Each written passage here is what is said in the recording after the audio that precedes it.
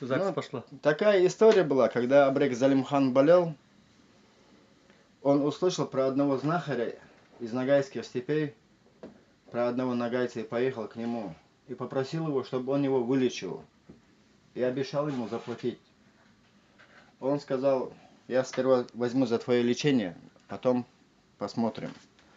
Когда он его лечил несколько недель.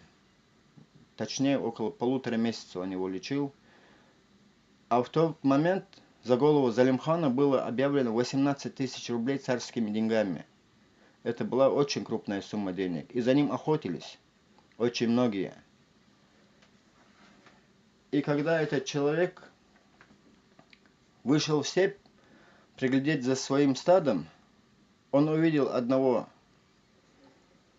человека на коне, который искал Абрека Залимхана, и спросил у него, по описанию, описал Абрека Залимхана: не видел ты такого человека в этих краях? Он сказал: не видел. Хотя в тот момент он был в доме у этого старика знахаря. И он ему сказал: в этих краях этого человека не было. Тот уехал. Этот человек узнал, что он Абрек Залимхан, знал, что за него объявлена такая высокая награда, но не только не сдал его, а после всего лечения он даже у него денег не взял и отправил его. Вот этим я хочу сказать большое спасибо братскому нагайскому народу в лице этого человека.